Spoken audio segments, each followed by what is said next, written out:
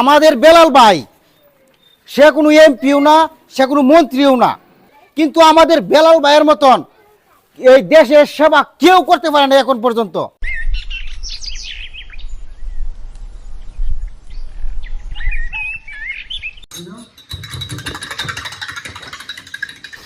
এই সাব্বির, এই মাদ্রাসা college school এটা তো আগে ছিল না, অন্তত বহুত সুন্দর হয়েছে। ঠিক কইছেন চাচা। এই যে মাদ্রাসা আর ঈশ্বরগঞ্জের মধ্যে অনেক প্রতিষ্ঠান করছে ডক্টর আওরঙ্গজেব বেলাল সাহেব। আমার ছোট ভাই এই মাদ্রাসাতেই পড়ে। হ্যাঁ, আমি নিজে দেখছি বেলাল সাহেব প্রতিষ্ঠানটি নিজে আটকে আটকে দেখে। আমি শুনছি বেলাল সাহেব একটা হসপিটালও করবো, এই ক্লিনিকও করবো। আমরা গরিব মানুষ, অসুখ হইলে যেমন লাগে বেশি, একটা হাসপাতাল হইলে গ্রাম এটা তো খুব বালাই। তিনি শুধু হাসপাতাল আর শিক্ষা প্রতিষ্ঠান করেন নাই, ওনার উদ্যোগেই আমরা শিক্ষক হইছি।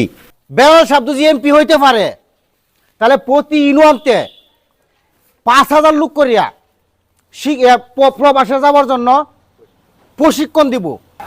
আমাদের বেলাল ভাই সে কোনো এমপিও না, সে কোনো মন্ত্রীও না। এখন পর্যন্ত আমাদের ঈশ্বরগঞ্জে অনেক এমপি, অনেক মন্ত্রী, অনেক নেতা হয়েছে, কিন্তু আমাদের বেলাল ভাইয়ের মতন এই দেশের সেবা কেউ করতে পারে না এখন পর্যন্ত। এরকম একজন মহান ব্যক্তিকে আমরা সকলেই এমপি বানানোর চেষ্টা করব। এর লেগে তো আমরা বেলাল বাইরে ভালোবাসি, শুধু মুখে না, ওনারা আমরা অন্তর থেকেই ভালোবাসি। আমরা সবাই মিলে ওনার জন্য দোয়া করি, উনি যাতে অনেক বছর বাচ্চা থাকে। উনি বেলাল সাহেব যদি আল্লাহ হায়াতে যে বাঁচা তৈয়া যায়, এই স্কুল কলেজ এটা কাম করিয়ে যাইব।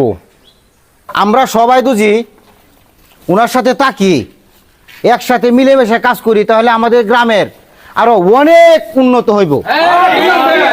ঠিক আছে।